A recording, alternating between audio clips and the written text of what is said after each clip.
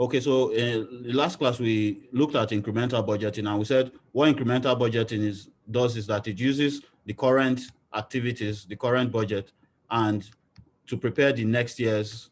So current activities are used as the basis for preparing next year's budget, incorporating or adjusting for inflation and growth, right? So that's our main thing. So it will basically have the issues of incorporating information that is in the current budget into next year's budget. So if the budget is good, then good. If it is bad, then it's most likely that information that is weak in this year's budget will still be reflected in the next year's budget. And so um, while this is not always ideal in particularly changing business environments, it will be good for a stable operating environment. We'll read through the notes now. And then with the zero-based budget, we said with the zero-based budget, we start from scratch. So from a zero base. And then what we do is to use those 3 steps we talked about. So start from scratch. That's supposed to be scratch, sorry. And that with the zero-based budget, our particular technique is to, first of all, identify decision packages. We said decision packages are the aspects, if you will, the activities that we want to budget for. And we used a hospital, for example, or as an example for us to see how a zero-based budget is carried out. If we can look at a school and look at the various requirements that school will have for it to be able to operate over a particular period, and those will be our decision packages. So first identify what are the things we want to do. Now, we said that first of all, we'll have what we call the base, the barest minimum that we need, and then we'll have incrementals on those. So our base requirement will be the minimum that we need, and then whether we could add more. So at least we'll settle those minimum first. So in a zero-based budget, the minimum requirements will be settled first, and then we will now start having incremental parts to those minimum requirements. And then we said the other type decision packages we'll be looking at will be the comparison between mutually exclusive packages. So where one package, if we take this, then we will not take the other one. We said renting and purchasing are a good example of where we have mutually exclusive. So if we're renting for the year, we're not planning to purchase that same item for the year. Those kind of things. If maybe I want to look at some other examples of things that can be mutually exclusive, where you have I'm looking at stuff that can substitute for each other. So if you've employed this, then you're not going to employ the other one because they would basically be able to perform the same function. Maybe like a very junior admin would be able to do the cleaning work in a smaller organization. And so if you've employed a very junior admin to basically support the admin function, then you will not need to employ a cleaner again. Maybe that's not a good example, but those kind of, I just want us to have an idea of what mutually exclusive packages are. So if we decide that we're going to operate in one particular location, and maybe it's a one location business, then you will not be able to operate in another location. So those kind of things are mutually exclusive. If we say we're going to buy if we have maybe systems, IT systems, and then maybe we want to either use a HPC based system or a Windows based system or an iOS based system, and since they are not compatible, we're either, so if we've chosen to use the Windows, then it's mutually exclusive to the iOS, and so we will not use those two systems. So these kind of examples, they might give you discussions about this. It's important that you understand what's the distinction of mutually exclusive, or what mutually exclusive or mutual exclusivity implies. The fact that we will not be able to use those two systems. So if we've chosen one, then we're not going to take the other one. And how opportunity cost might marry with this kind of discussion. So if we've taken that, then the other one is irrelevant to what we're doing. So we'll identify decision packages first.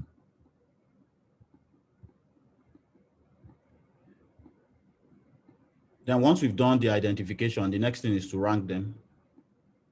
So particularly the incremental, since the base, we're going to take all of the base. We're going to have, at least because those ones will guarantee our functionality. Then the most important to be ranked now will now be the incrementals.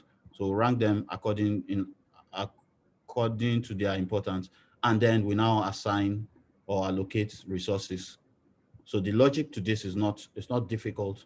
We'll see that there is a clear logic to how zero-based budgeting occurs.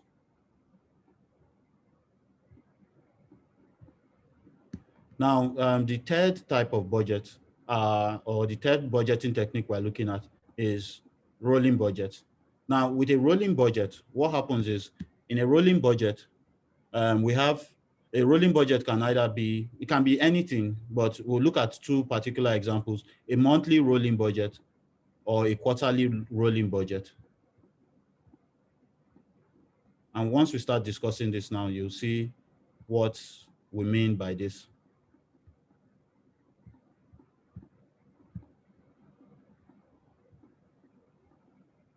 I think I saw a question on this rolling budget. I'll look and see whether I can find it again. So the monthly, with let's use the quarterly for example. So we have 4 quarters in a particular year, right? So in this case now we have quarter 1, quarter 2, quarter 3, and quarter 4. So how a rolling budget works is this. With a rolling budget or a continuous budget, what we do is we have, in preparing the budget, we are preparing the budget for the next year. So we are here now, and we are looking at our 1 year or the next 1 year. What happens is that in quarter 1 or at the beginning of the period, so before quarter 1, the budgeting process will incorporate the preparation of quarter 1 in detail, and then a skeletal preparation of the rest of the 3 quarters of that year 1. So of the next year that we're preparing the budget for. So we'll prepare the quarter 1 in detail, while the quarter 2, quarter 3, and quarter 4 will be prepared skeletally.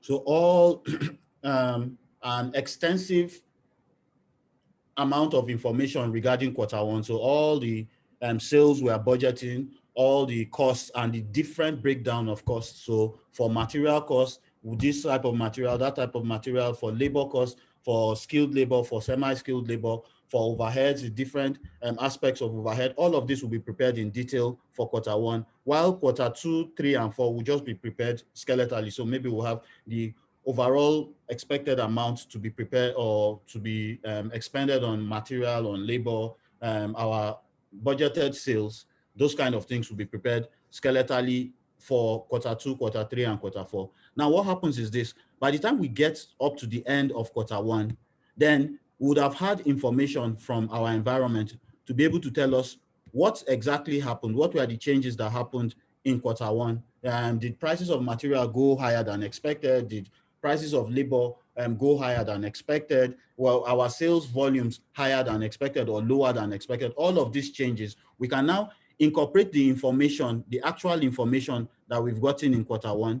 We can use that actual information to now give ourselves more information for us to now prepare quarter 2 in more detail. So we'll now be able to prepare the second quarter in more detail by virtue of the information that we've gotten from our actual performance in quarter 1. So we now prepare quarter 2 in more detail.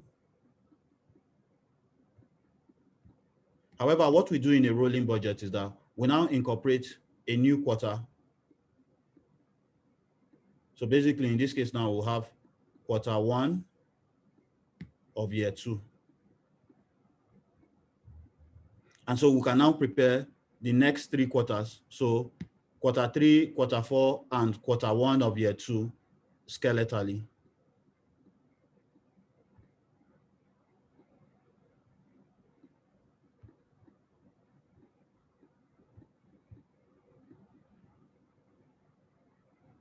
It's supposed to be skeletally, please. Let me not redo it. It's terrible, but let's leave it like that. So we would have preferred this in detail and the other 3 quarters. So we would have incorporated a new period. Now, by the time we get to the end of quarter 2, then we would have our actual performance, and then whatever information we've gleaned from that actual performance will be used as the basis for preparing the next quarter, that's quarter 3 now, in detail, and then incorporating a new quarter at the end of this. So maybe our quarter 2 of year 2, so that we can now prepare the other 3, or we'll have the other 3. So we would have had information that we would have put for the quarter 2, and then we can now prepare all of this skeletally. And so what is happening is that at every, now this have used quarters, we can have used months. So at the end of month 1, we will prepare for month 2 in detail, and then incorporate a new month 1 in the next year, and then have those 11 months from there skeletally. And then as we continue doing that, as we continue going through the expiration of every month. Is this clear? Yes, it is. Yeah.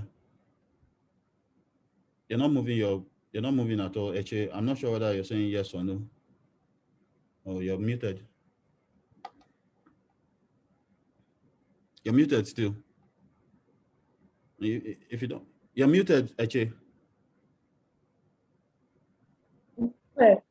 Oh, okay, good. All right, so that's how we treat our, Deborah's clear? Yes, I'm clear. Okay, so that's Thank you. Chinwe, I'm sure. Chinwe, welcome. Mr. Brian, I've been here. So the incorporation of a new period is an essential part of rolling budget. So what one of the beauties of this is that we'll see that for any given period, we would have a significant amount of time being budgeted for. Unlike maybe with the incremental budget or with the zero-based budget, where we prepare the budget at the beginning and we continue till the end. At the end, we now prepare the next year's budget. But with a rolling budget, we see that we constantly have, at any given point, at the end of quarter 1, we still have at least 3 quarters that have already been prepared. And then by the end of that quarter 1, we would have prepared for a new, and would have incorporated a new quarter into it, or a new period into it. So the great thing about a rolling budget is that your budgeting, the budget still extends for some period into the future. So at any given point, you're not close to the end of the budgeting period. You still have a significant amount of time budgeted for. The issue with this, of course, is the fact that rolling budgets will be expensive because you're constantly preparing budgets. They'll be time consuming. And where there is not a significant change, then the cost of preparing that budget compared to the benefit, you might, if you do a cost benefit analysis, it might not be very beneficial to you to continue having those kind of rigorous budgeting activities where there are not significant changes. So these are issues that we'll consider with respect to a rolling budget. So while this is good, it might have its drawbacks in a very stable business environment, like we mentioned when we are comparing incremental budgets with zero-based budgets. Zero-based budgets are particularly good for dynamic business environments, but in a stable business environment where you have a matured business that has already, over time, you've already eliminated or at least minimized wastages, and you're not changing significantly, then there'll be no need to use any of these other 2 techniques, and incremental budget might still suffice. So I know that one of the questions I like to ask is, which of these budgeting techniques is the best? Which of them is the best? I think I've just explained. Oh?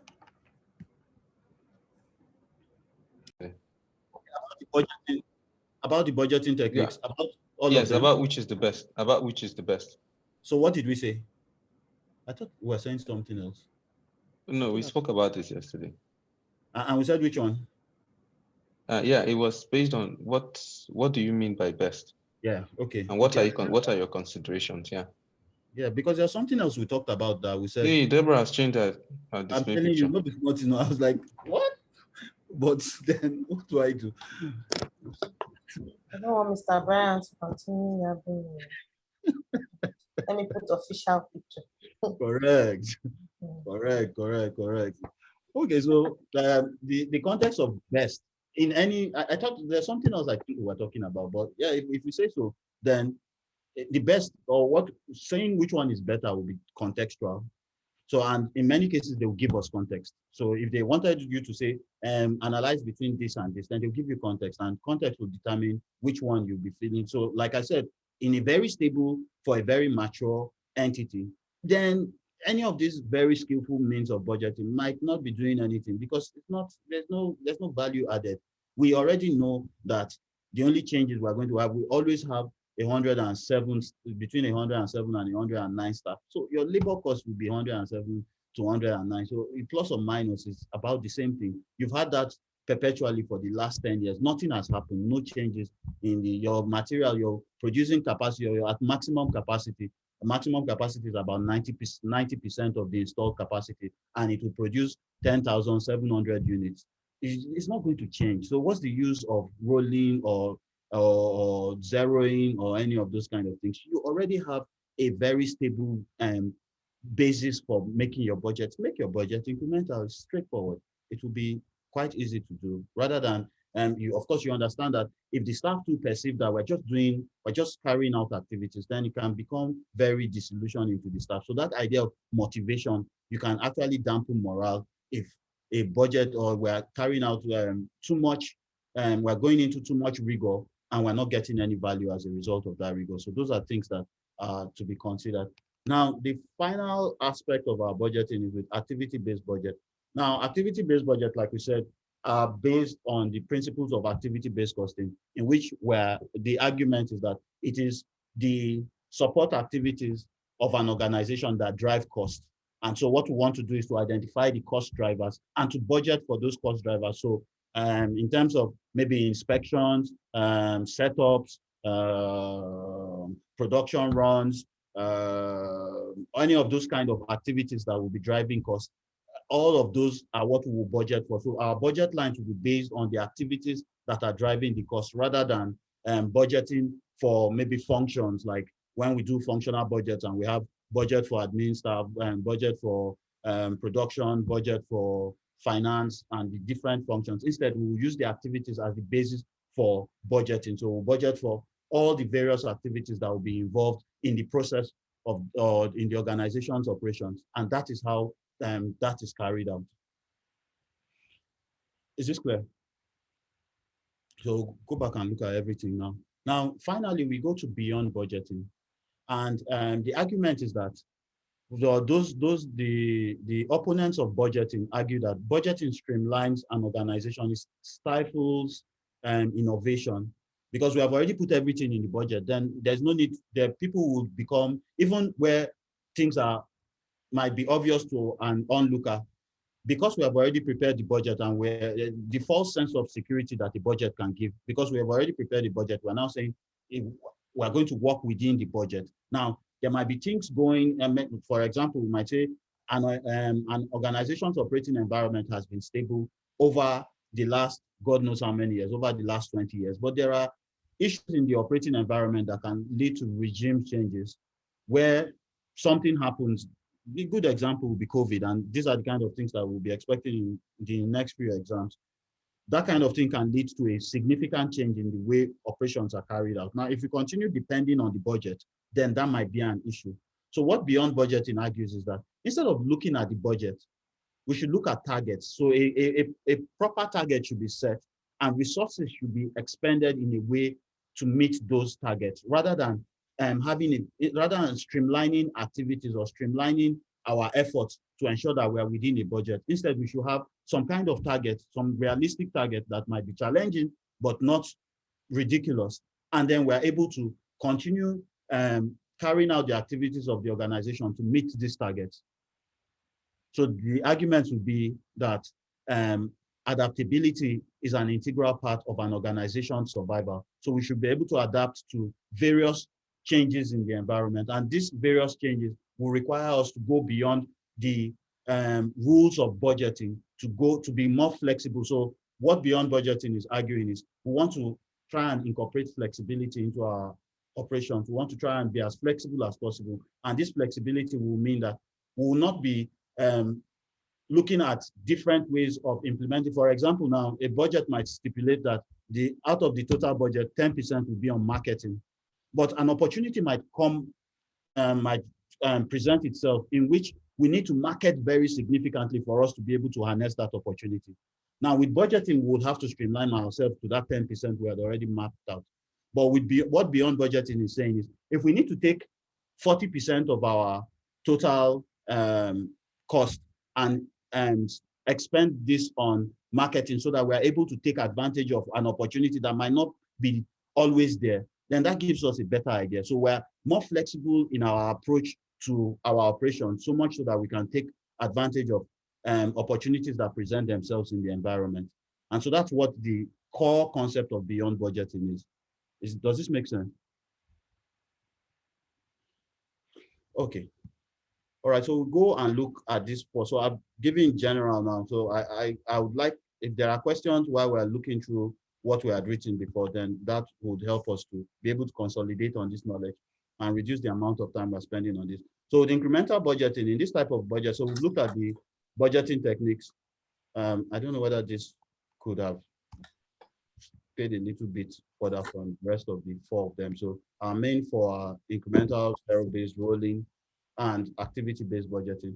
Now, with incremental budgeting, in this technique, the budget for the next period is prepared based on current activity, incorporating adjustments for inflation and growth, like we emphasized. Now, this type of budgeting is referred to as a traditional approach. So the normal type of budgeting we use from time immemorial, as it reflects the way budgets have been prepared historically.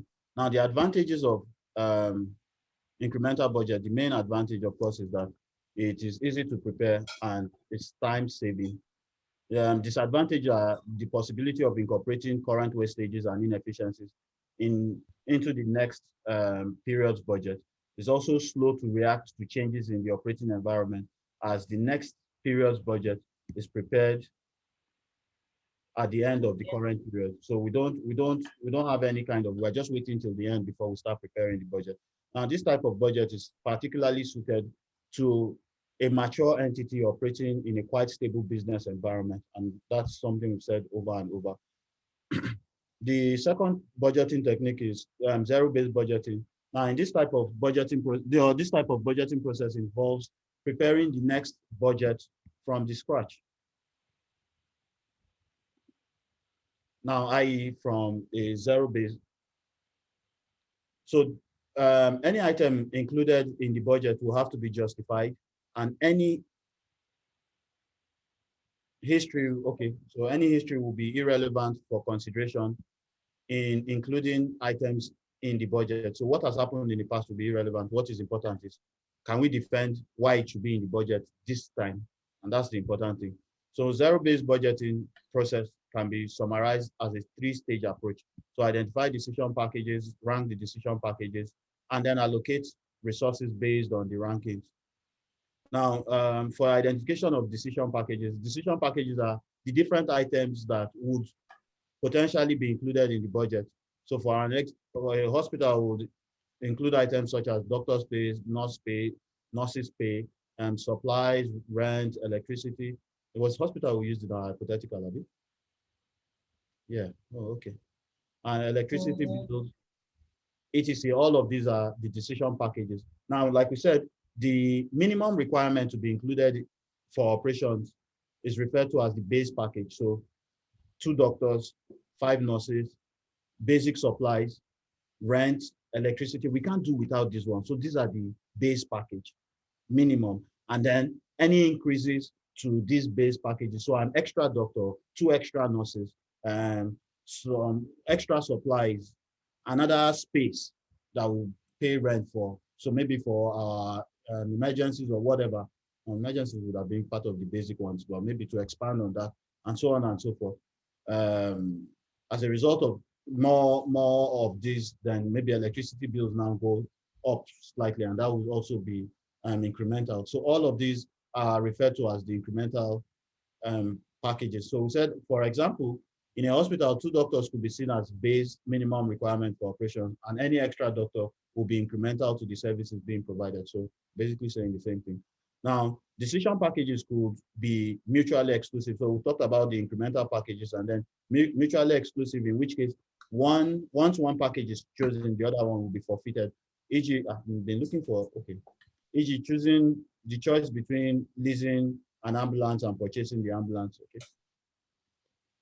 All right, so the second step in our zero-based budget implementation is ranking the decision packages. So after packages have been identified, they are ranked according to the priority with the different budget holders or functional managers defending the inclusion of these items in the budget. So anybody that has brought this one, so the head of the doctors said we need at least 3, but we would add another this and that and so on and so forth. So everybody would defend the inclusion of the that item, and so that's where the ranking comes from.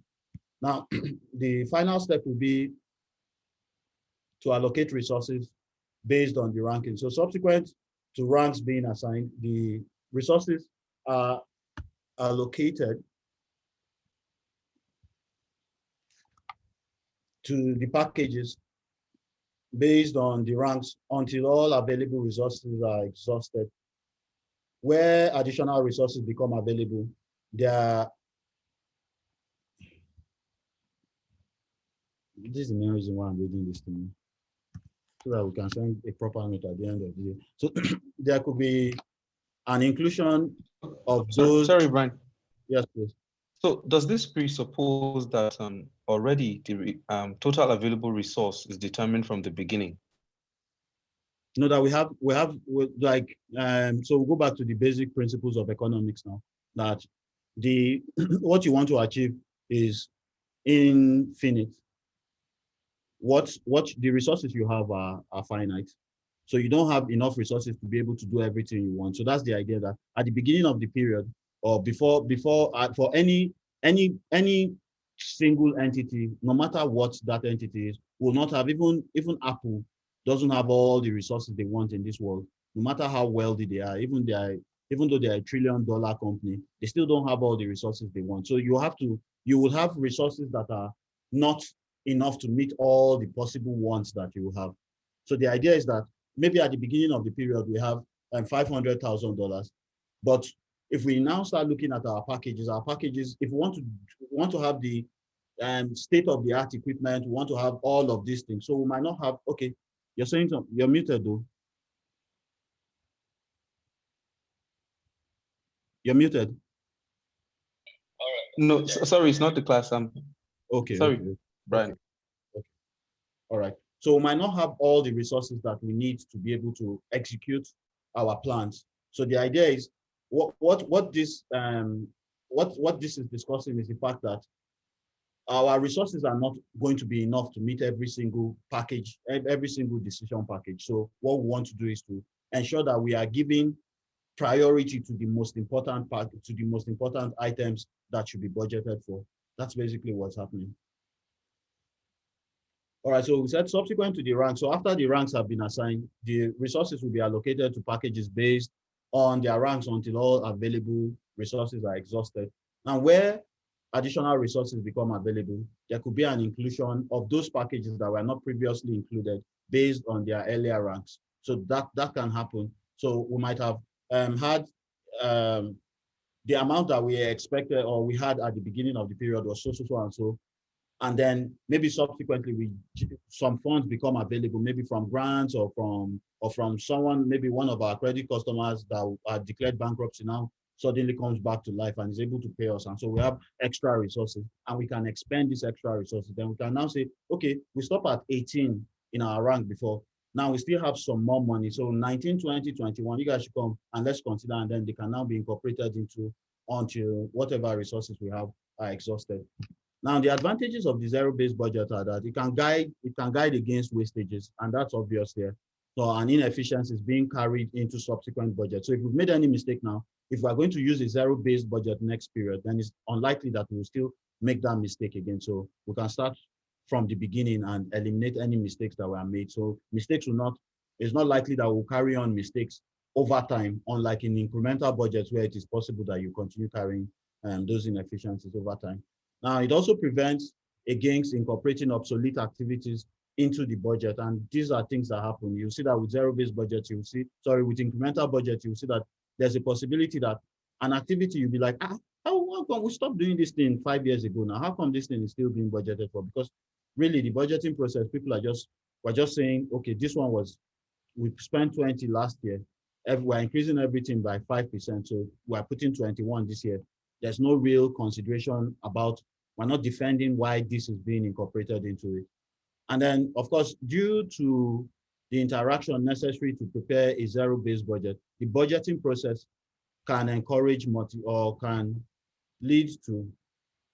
can encourage motivation of staff to meet the demands of the budget. While I understand what that means, I don't like the way it is written. And encourage motivation of staff. But you get the point, right?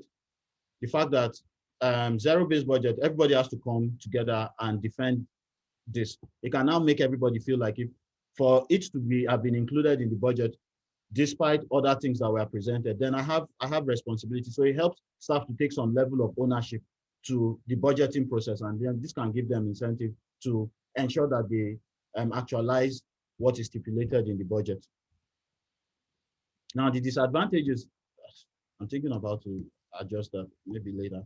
So the disadvantages of a zero-based budget, first of all, is expensive and cost and time consuming. So time consuming and expensive to implement as it requires a high level of expertise, true, might not quickly incorporate changes in the external environment into the budget. So we see that a zero-based budget, like an incremental budget, would just prepare it at the beginning of the period and it will run through the period. So if there's any change in the economic environment of that organization, if we're strictly using a zero-based budget, then we're going to have to wait to the end and now say, okay, this has happened, this has now become, and before we incorporate it.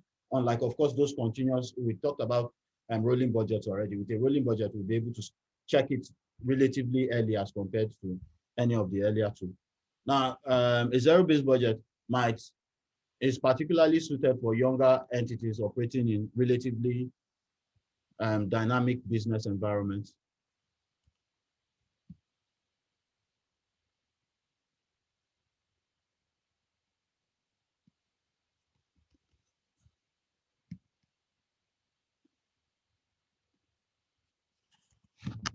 Okay, and then we go to number 3. If you've noticed, we're taking this one very seriously because this is very highly examinable. So the time that is being apportioned to this while we are beating it to death is not, let it not be lost on you that this is it's a big deal. You can come out in part A, part B, part C of your syllabus. You have to be clear about these ones. And so that if they bring gist for you, you're confident enough for you to be able to get proper marks from it.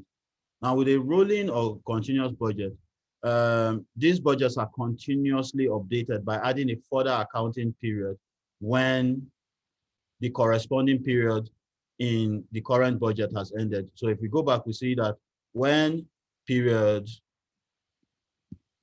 quarter 1 had ended in year 1, we now incorporated quarter 1 in year 2. When quarter 2 had ended in year 1, we now incorporated quarter 2 in year 2. So we're incorporating this period. Once this period has ended, we're incorporating that same mirror period in the next year or in the next dispensation to our budget. So that's essentially what that is saying.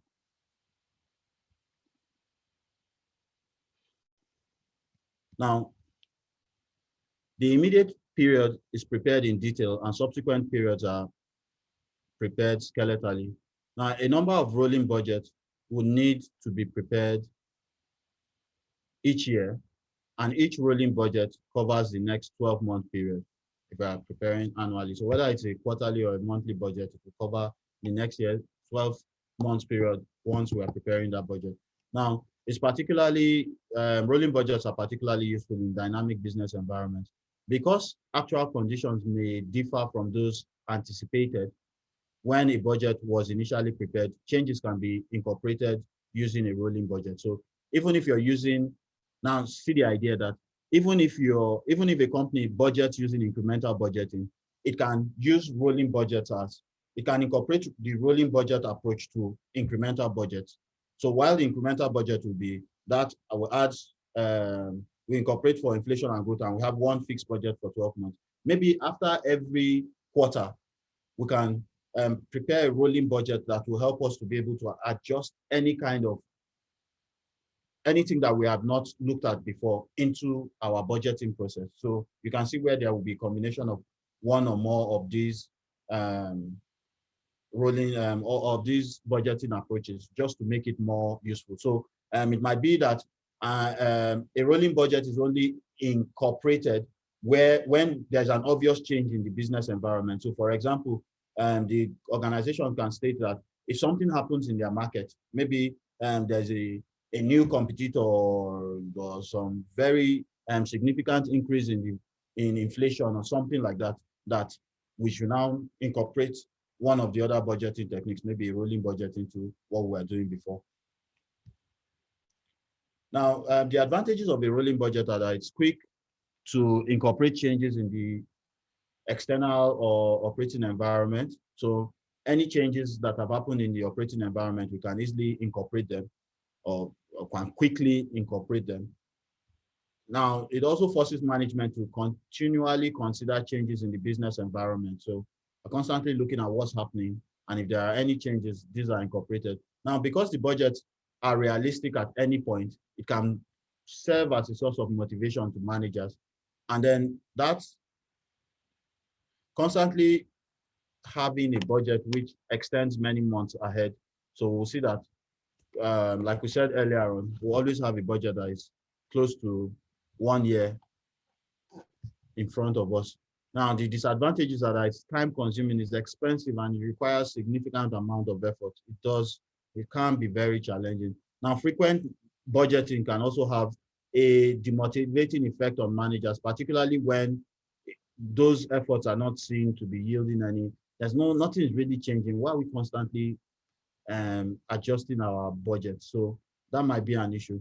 Now, of course, cost benefit analysis will have to be carried out, particularly where an organization is operating in a stable business environment, and there will be no need to constantly update. Now, with activity-based budgets, okay. So activity-based budgets involve defining activities that underpin the financial figures in each function. So it is the activities rather than the functions that are going to be budgeted for, because we argue that activities drive costs. Now, the activities are used as the basis for allocating resources, like we said. Now, we use the principles of ABC, and then the budget focuses on budgeting for, if you will, support overheads. So for direct costs, it will follow the same principles as traditional or incremental budget. So direct costs will not change with level of activity. We already can budget easily for direct costs, so we'll not make any adjustment for direct costs. And these are why I'm reading these things are so that when you go back to read, you should be pointing these things out, because this is the kind of thing that an objective question can easily give you.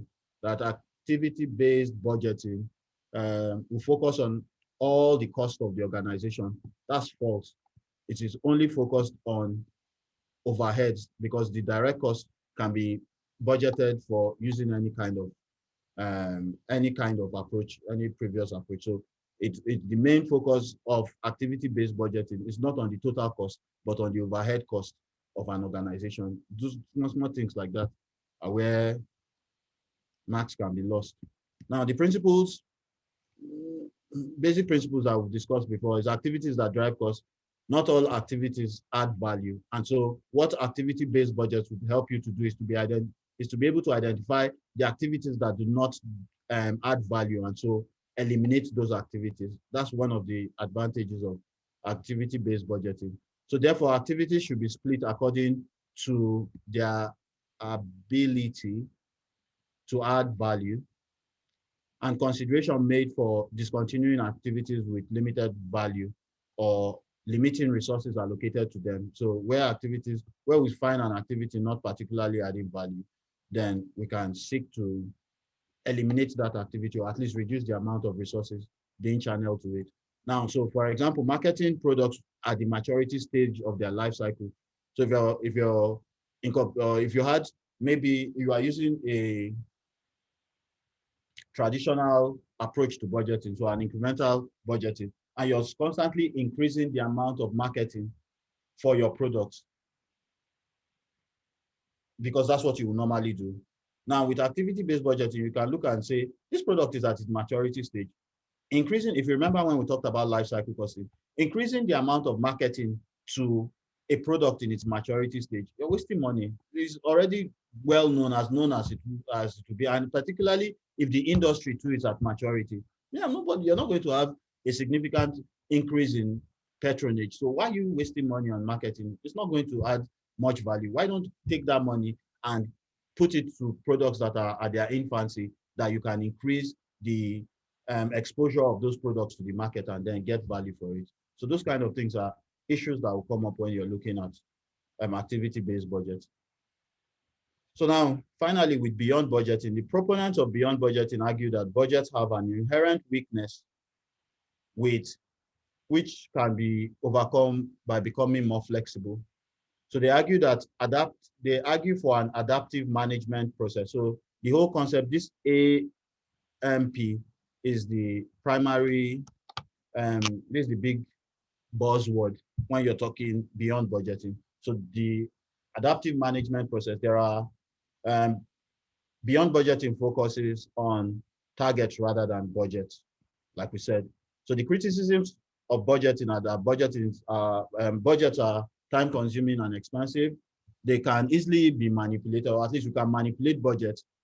And of course, one of the things we said earlier at the beginning of our discussion of budgets is we should appreciate that budgeting is a human activity, and so it will have the issues with human nature will come into budgeting. So there might be politics, there might be all those kind of things that might not lead to the budget actually doing what it should do for the shareholders of the organization. So there might be incorporation of sentiments and all those kind of things. Now, so as a result of these sentiments being incorporated, the budget might not be inherently beneficial to the organization. Now, another criticism of budgets are that they might not have a long-term view and they can encourage short-termism. Budgets are prepared for a one-year period. If we're trying to achieve our budget in 1 year or over a one-year period, it might be to the detriment of the next 5 years or 10 years. So budgets are inherently can enable or can encourage short-termism because of the time period for which they are prepared. If you prepare something for more than 1 year, it's no longer a budget. The budget will be maximum of 1 year. So if you start preparing for a 3-year period, that's a forecast now. That's no longer a budget. So a budget ends, and accounting, the budget is 1 year. So where do you have terms like medium-term or long-term budgets? For countries now, so I know where we're coming from. So in that kind of case now, we'll now start. But you see, in accounting, maybe in finance, in economics, we'll now start having, and then practically, so theoretically now, when we say budget 1 year, but in practice, there might be issues that go beyond 1 year. Now, for example, an administration that has maybe a 4 and 8 year period, you want to, of course, have that, you want to, if you will, budget for those periods. But what is happening is you're supposed to break down those activities for 4 years into one year period. So I don't know whether you get what I'm saying. So at the end of the day, you're going to have a one year period up to 4 years. So we now start talking about a budget for year 3 is a medium-term budget. Maybe a budget for year 6 is a long-term budget, but it's not from now to year 6. It is more of what is happening in year 6 in the strict sense of the word. Now, if I want to now budget, or if I want to, for lack of a better way to say it, if I want to budget from now till year 6 or year 8, then that's a forecast I'm making, not a budget again. But I can prepare this year's budget, next year's budget, 3 years, 2 years from now's budget, 3 years from now's budget, and then have medium budgets in a particular point in the period in the future, or long-term budgets at even a further point in the future. But those will still be, strictly speaking, accounting-wise for 1 year.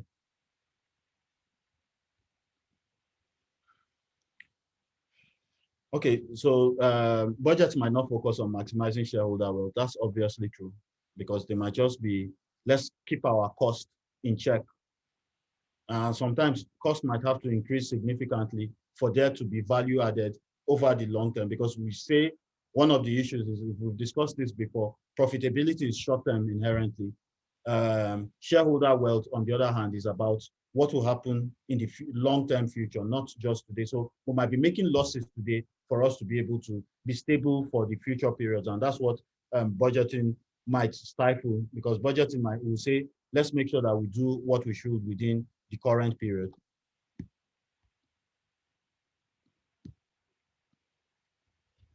Now, budgets might, budgets are rigid, and so they could discourage flexibility necessary in a dynamic business environment. I said this when we were discussing that earlier. So we'll see, since we have already put all the costs there, all the various aspects to this, there might not be any flexibility given in the budget to enable for us to take advantage of opportunities that arise in the business environment. So budgets will not explicitly focus on cost reduction. What they will focus on is on cost allocation, and that's an issue. Budgets might not be connected to an organization strategy. So particularly where we have bottom-up approaches, and there's not real, a very, very significant input of senior management on that budgeting process, then it's very possible that that budget might not reflect the organization strategy at all. And then budgeting could encourage unethical behavior. When everybody wants to, if I've done, it's like where we talk about ethics, and generally that just being legal might not be enough to be considered as ethical. So if you're just saying, I'm not going to do something that contravenes the law, you might still be doing things that are not particularly fair. Even if they are right according to the law, they might not be fair. And that lack of fairness is something that can happen when budgets are being implemented. So instead of you to use common sense, so if you will, that's another way to look at this. Instead of you to use common sense, you're saying it's not in the budget, but this person is about to die. You're saying it's not in the budget. Is that this function is going to suffer significantly as a result? It's not my fault. It's not in the budget. Those kind of things are unethical behavior that can be encouraged from budgeting. So some people will show their self. All right. So like we said, I was saying this earlier on, beyond budgeting has two fundamental concepts: the use of the adaptive management process. So the adaptive management process, we think about it in English, adaptive management process. So what we are saying is we should be flexible. So it encourages an organization. What the adaptive management process is basically discussing is that organizations should be flexible enough to make changes when necessary. So performance is measured against benchmarks. So some kind of yardstick for measurement. And we're saying, allow them to look at what is in the business environment and find ways of surviving and thriving. So flexibility is encouraged when we look beyond budgeting. The second is that, okay, in continuation of that, targets are set and management is allowed to be flexible in the means with which they achieve this target. So all we're doing is setting a target in being adaptive and allowing flexibility in reaching that target. Now, the second aspect to beyond budgeting is that there's a move from centralized to decentralized. So from centralized hierarchies to decentralized networks.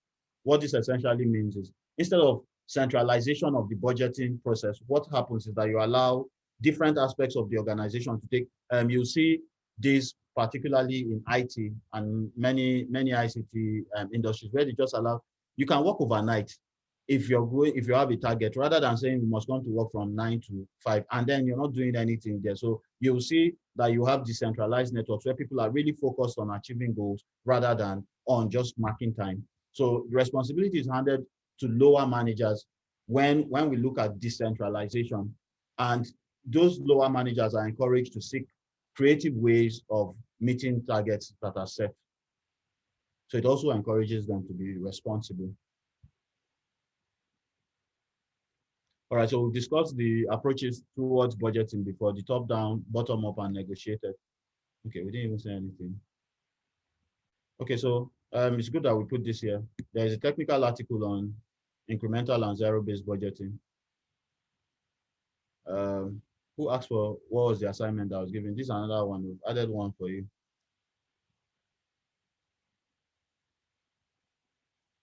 So as standard, when you're reading that technical article, you just be hearing what you said here now. But it would be good to consolidate. Let's just know that budgeting, in terms of these approaches to budgeting, are something that you'll be very excited if you saw in the exam. Okay, the next part of our discussion is with respect to quantitative aspects to budgeting. So the high-low method, we've already done this casually yesterday, and then we'll look at learning curves. But before this, let's go and look at something else.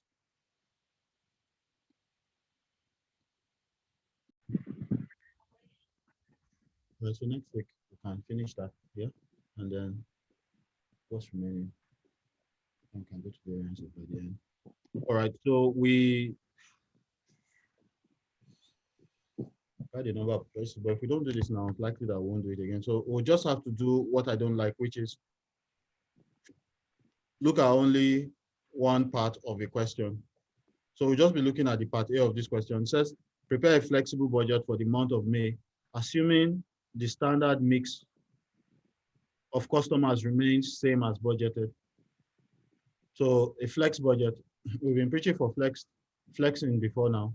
So the question Noble, it says, Noble is a restaurant that is only open in the evenings on 6 days of the week. It has 8 restaurant and kitchen staff, each paid a wage of $8 per hour on the basis of hours actually worked. So they're paid $8 an hour on the basis of hours actually worked. So 6 days a week, 8 restaurant and kitchen staff, Abi. So a lot of eights. $8, 8 staff, 6 weeks, 6 days in the week.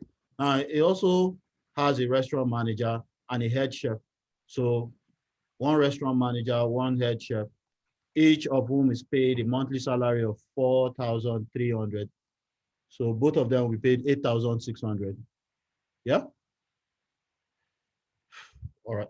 Noble's budget and actual figures for the month of May as follows. So the budgeted figures, they budgeted 1,200 meals and they made 1,560 meals. So they made more meals than they budgeted to make. So they should have more profit at the end of the day, actually, than they budgeted because of the basis of the meals that they sold actually. All right, so they have also revenue from food and drinks. So what's this number of meals I had? Then food and drinks, the actual food and drinks, and then there's staff wages, food costs, drink costs, energy. Okay, and then fixed costs. Fixed costs, monthly manager and chef pay 8,600, which is what we expected. Now they said they're paying both of them 4,300. So that's pretty straightforward. That's just for a budget. Prepare a flex budget. So we can actually go and put this 8,600 for the manager and chef pay now and get the 1 mark for it, or whatever marks they're giving to us without thinking. Now, if you saw this kind of question in the exam, please go and do the easy ones first. Just do the easy ones first. Leave the hard ones. You don't need to get, because the hard ones, the difficulty level doesn't necessarily reflect the mark allocation.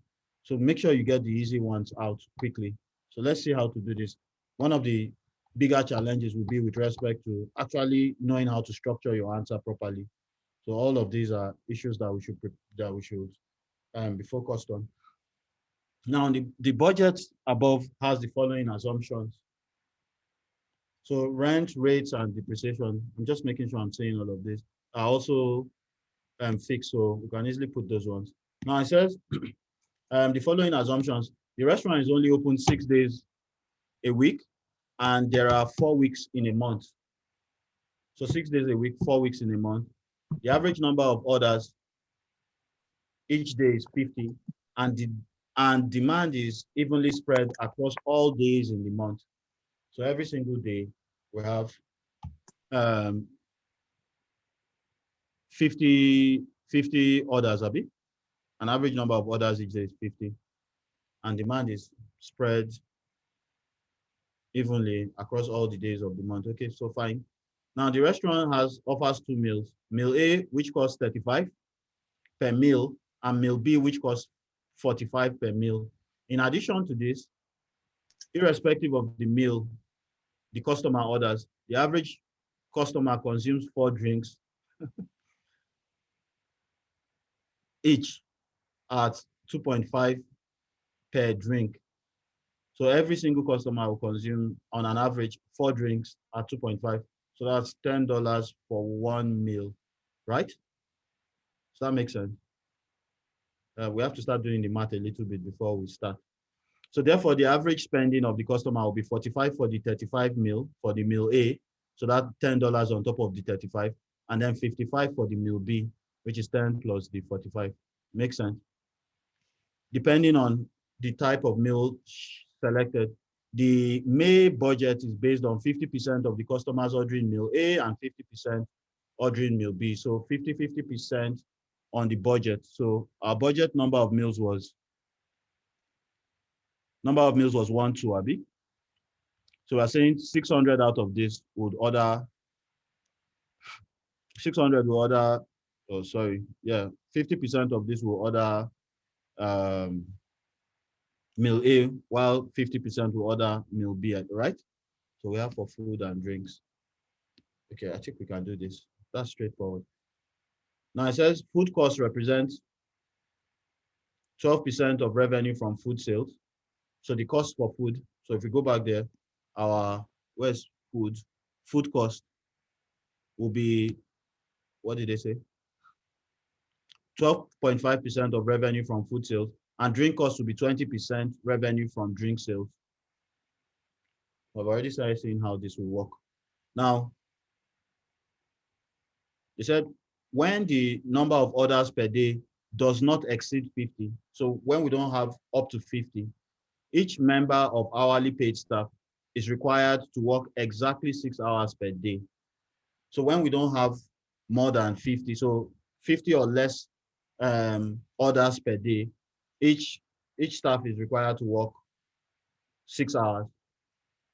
For every incremental increase of 5, please stay with them on this. For every incremental increase of 5 in the average number of orders per day, each member of staff has to work 0.5 hours of overtime, for which they are paid at an increased rate of $12 per hour. So they were paid $8 before, right? I think that's what we saw earlier. They were paid $8 before.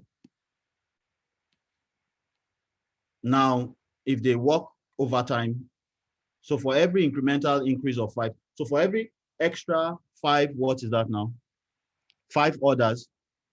For every extra 5 orders, each member of staff will need to work 0.5. So each of the members of staff will need to work 0.5 hours, and they will be paid $12 per hour. So you should assume that all costs for the hourly paid staff is treated wholly as variable. Fine. And then they say energy costs are deemed to relate to the total number of hours worked by each of the hourly paid staff and are absorbed at a rate of 2.94 per hour worked for each of the 8 staff. So flex the budget. That's the question. Please, any question before? Any question? Shall we?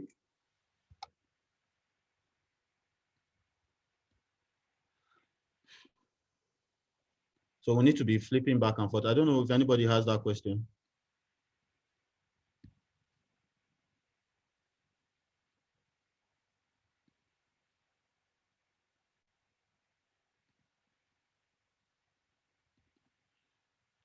Question Noble.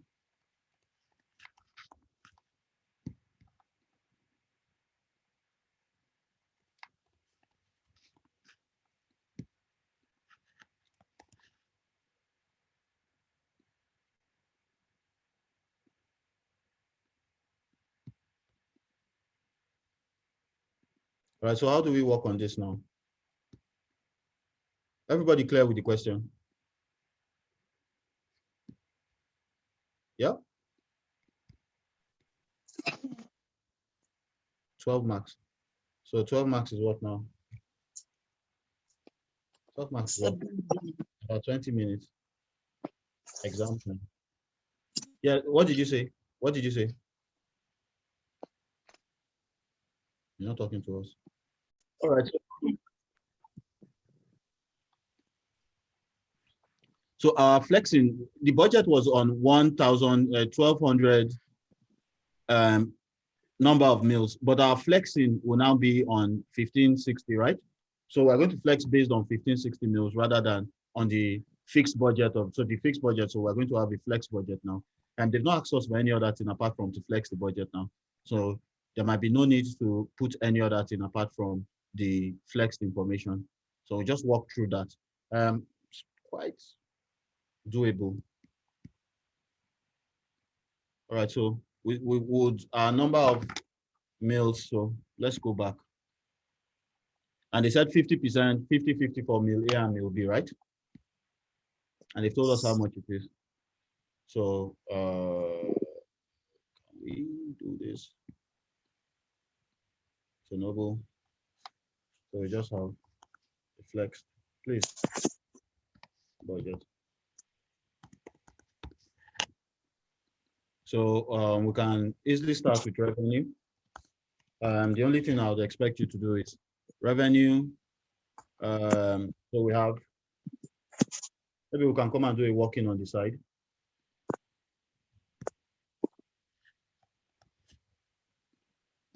So we can just do our walk-in on the side here. I think that should work. So we have walk one.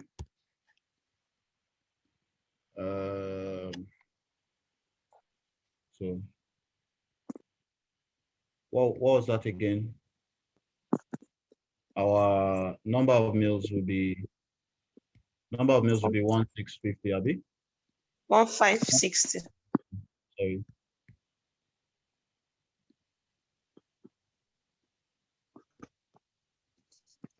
So number of meals 1,560. So we can say meal A will be equal to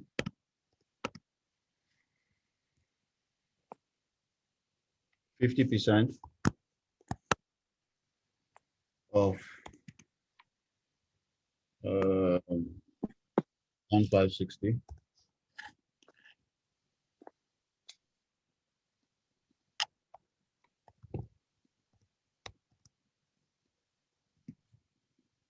I don't know whether this thing will work.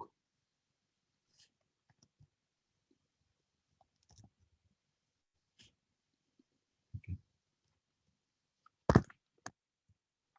So 780. So meal B2 will be 780, Abby. 780. So the same 780. Okay, so our revenue, how do we want to do our revenue now? So we can say meal A. Okay, so revenue will be food and drinks, Abby. So let's first do food. Food will be equal to, can we break this down again? Standing it. Yes, right. So meal A will be 780 So should we have to reference that now? 780 times 35. No? Multiplied by 35, while meal B 780 by 45. So this is only food, Abi. 780 times 45. Okay.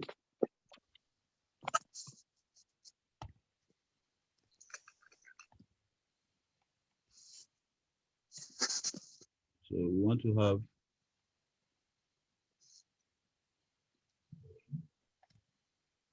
so that's for meal A, and that's for meal B.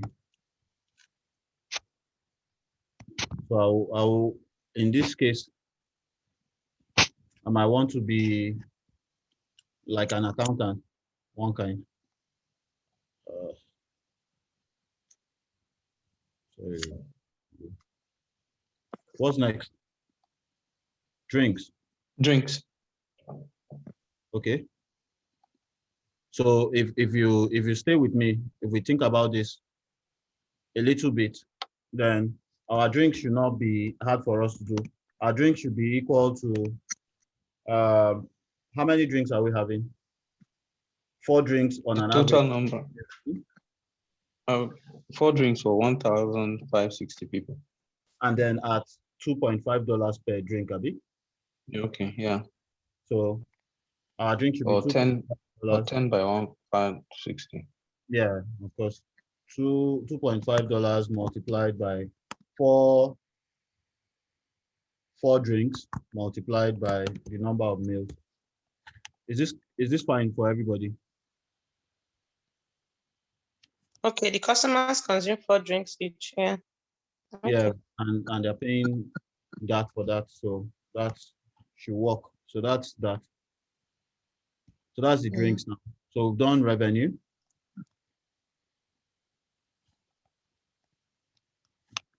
We've done revenue. So we can get our total revenue. Then we can go to our cost under.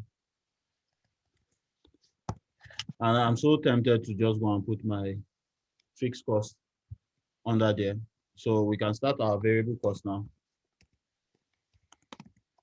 What did they say about food cost? It represents 2.5% of revenue. So that's pretty straightforward now. So food cost will be equal to, what did you say, 12.5? 12.5. So 12.5% of total food. Revenue of from just food sales. Food sales. Now, so I have to write the 27,300 plus. I'm sure someone will say a better way to do this. 35,100. So if I got in the total of that, it would have made my life easy. But does that make sense? Yes. Okay. 7, 8.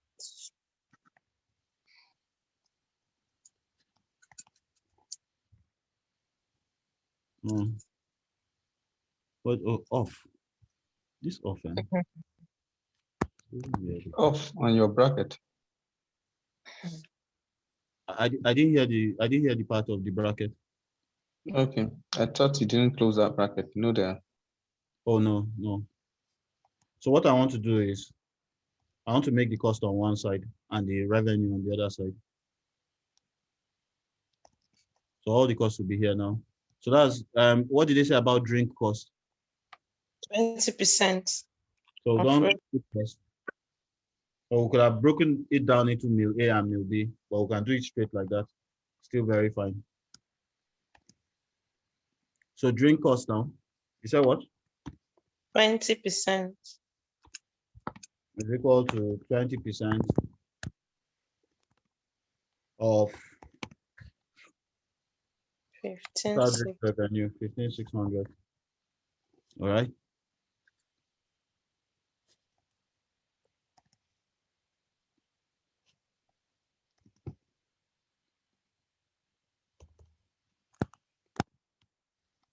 Okay, we can put these negatives if you want. Then what's next? Staff cost. Wages. Staff. Okay, what's next? Energy, Abi. Energy cost. What's next? Manager and chef. The manager.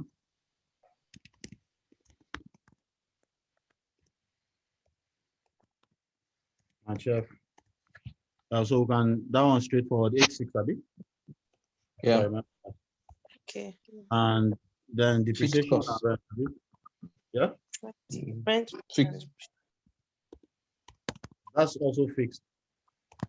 Depreciation and rent was what? 4,500, I think. 4,500.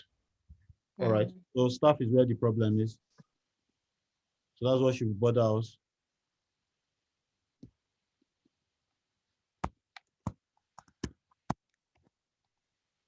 Okay. And with that, at least we did. Mr. Brian, Yeah? you kept space for contribution, right? The 2 lines you left. Why do you want to have contribution? Who asked you? Okay. Okay, It's just okay. a budget we're doing. I'm asking whether they asked you.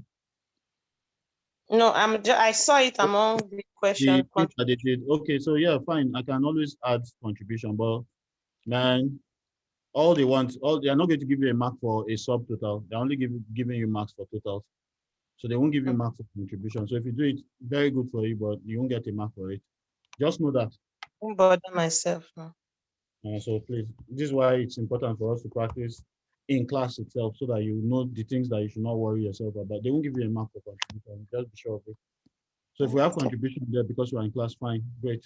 But doesn't do much for us. So now we come to our staff cost. So we can go staff cost and do work 2. So how do we do the staff cost now?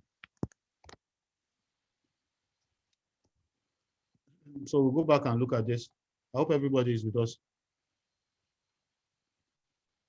Yes, I'm with you. So it says when the number of orders per day does not exceed 50, each member of hourly paid staff is required to work exactly 6 hours per day. For every incremental increase of 5 in the average number of orders per day, each member of staff has to work 0.5 hours of overtime for which they are paid at an increased rate of $12. You should assume that they are treated as wholly variable. So when the number of orders does not exceed 50, so for 50 orders, how many will we have in total so that we can know what the difference is? That's what we're going to do here. So for 50 orders, so we can come and put our work 2 here. And please just pay attention to this. So staff cost.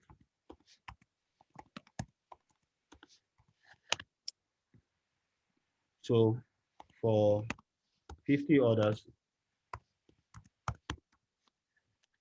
would have, what we have now? What's the total number? What's total for 50 orders? We'll have 50 orders per day, Abi, times how many days? 6 hours per day. 6. No, the orders is the whole day.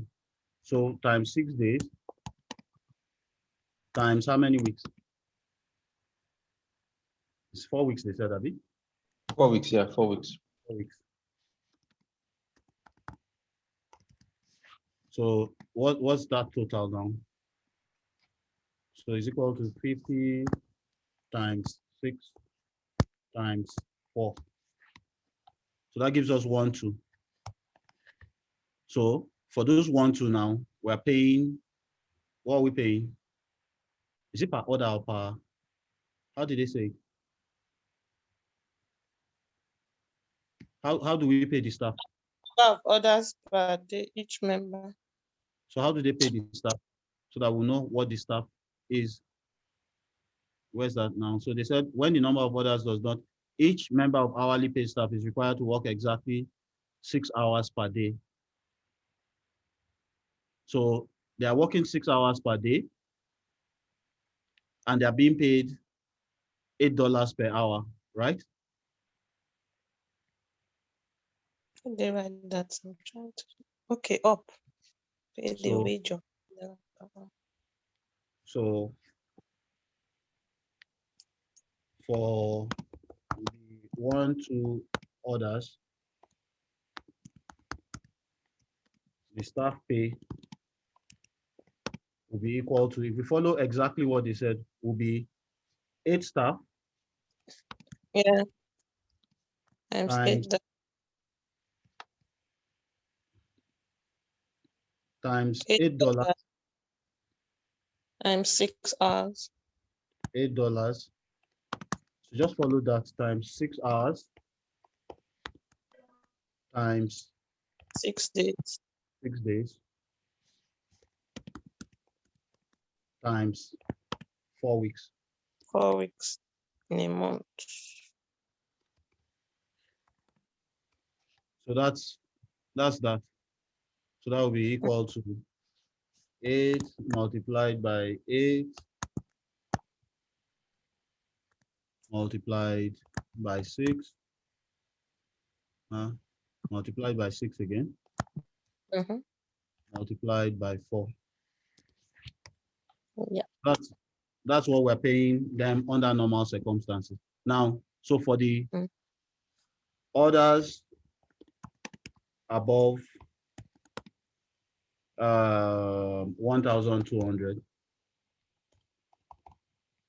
so orders above 1,200 will be equal to, what was our total order, number of meals? Number of orders was 1,560 minus that 1,2. Makes sense? Okay. Mm-hmm. So 360. so 360, that's the orders above. So now for this, they said they are going to pay the staff. So for every increase in 5, Or 5 in the for every average. increase of 5, so we can say this is 360 divided By by 5. Makes sense, Abby? Multiplied by, what did they say they are paying the staff now? So each of the 8 staff, so let me say that staff $12 per hour. will be equal to, oh, they are paying them per hour still. So for every increase of this, they will pay 360 over 5 multiplied by, what did they say that they are working? 0.5 hours.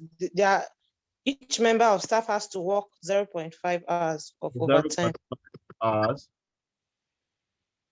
at an increase paid at the increased rate of $12. Now, each member of staff is 8 staff, right? Multiplied by $12. That's it. But please remember that for every additional, for every extra 5 out of that 360, so that's 360 divided by 5, they work for 0.5 hours, and they are 8 staff by that 12. Yeah. So that's the hard work now. So that divided by 5 multiplied by 0.5. So it's word problem. So just follow the word, multiplied by 8 multiplied by 12.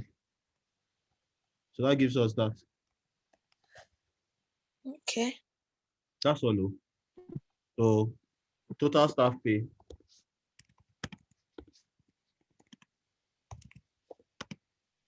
is equal to 9,216 plus 3,456. So we can come here and say it's equal to this plus this. And with that, we have that figure that goes to staff cost. So we're almost there. Now, what did you say about energy cost? Note If there's 6 any question. to be So energy related. costs are deemed to be related to total number of hours worked. by each of the hourly paid staff and are absorbed at a rate of 2 points. So what's the total hours worked for the staff? So we can come to work 3 now. We'll use the information we already had there, but we'll use common sense with it. So work 3 now. Oh, no, I don't want it. Let's just step one way down. So work 3, energy cost. So staff orders, staff, what did they say? Based on staff what? Number of hours worked by staff, Abi? Yes. Related to the number of hours worked by each of the hourly paid staff. So let's see the number of hours worked. So for 50 orders per day to be equal to the number of hours worked for the staff will be, what's that now? 8 staff. Hours per day for 8 staff. 8 staff multiplied by 8 hours 6. or 6 hours. For 8 hours. Multiplied by 6 days, right? So 6 days multiplied by 4 weeks. So that's what it is for the under normal circumstances. So 8 times 6 times 6 again times 4. I hope this is 8 times 6 times 6 times 4. Okay. Then the extra hours now.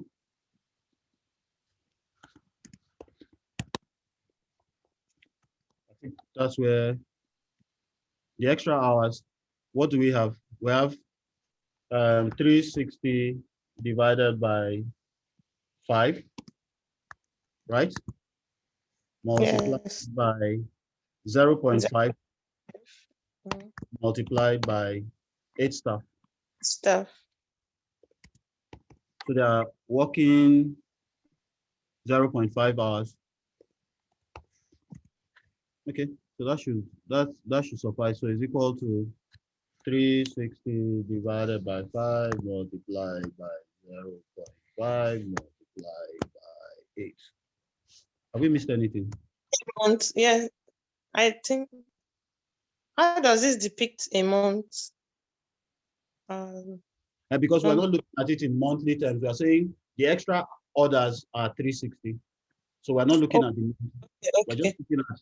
So all we need to do is to make sure we had 8 staff and we had the number of time they work. That's all. That's all. There's nothing more. Okay. So total staff hours will be equal to 1152 plus 288. This one is something that you should go back and look at. Have to. So that's 1,314. Why now? Okay, I didn't pick the equal to sign. Equal to 440. Okay. So therefore,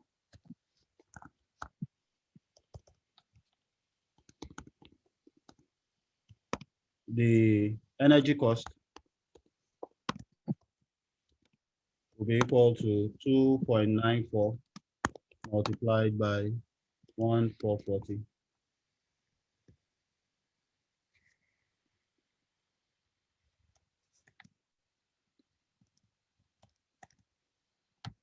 So that's that. So we can come and put that energy cost here. Before we now review this. So from here, we can get our contribution, right? I'm done with it. You can come and say total revenue Total revenue will be equal to the sum, the food, meals, and this.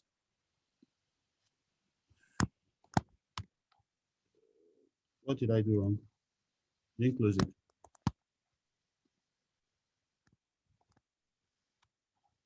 Okay, so that's our revenue.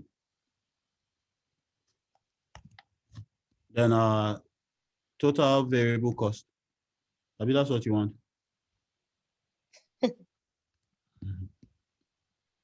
So total variable cost.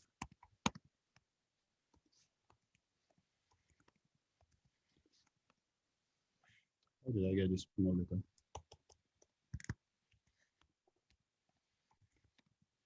Under exam condition, I'm finished though. I've gone to the next question. So total variable cost will be the sum of all of these now. So equal to minus some. I just want to pick all of them. Is this clear? I just pick all of them here. So that figure.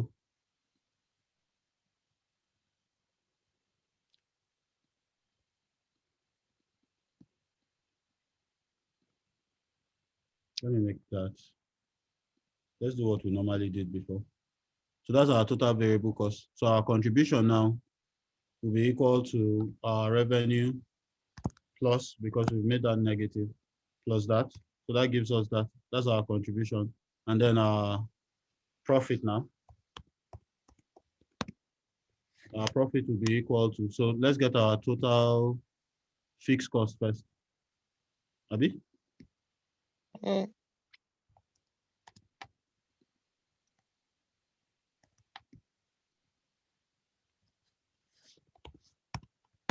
So total fixed cost. So we can just, so it's equal to, so minus again, I'll just put the negative sign and do this. Oh, no, that's dangerous. Close the bracket first. So that plus that.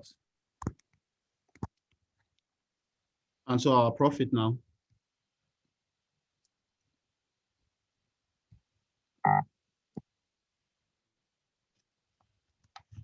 Our profit will be equal to our contribution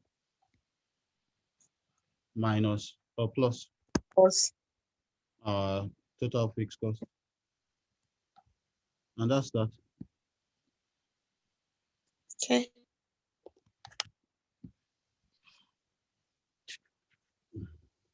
So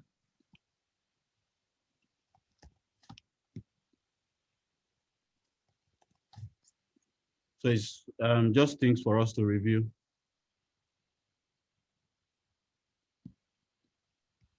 Okay. All right. Is there any very urgent question? I think you can just review it with the video. It should be fine. Yes. Mr. Francis, can you send us the Excel sheet? All right, we'll do that. Thank you. All right, we're picking up on the number of questions we've done. Please.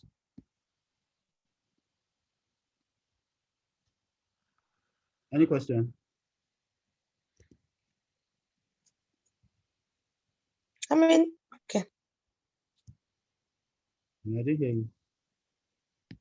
Don't worry, I wanted to ask how many minutes, but I remember you said it.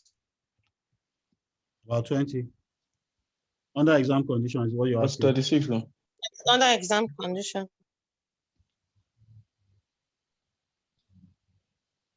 No, One no, mark. it's 12 marks. Only the 12 marks. Only the 12 marks. So it's 12 times 1.8. It's about 20 minutes. 1.8, okay.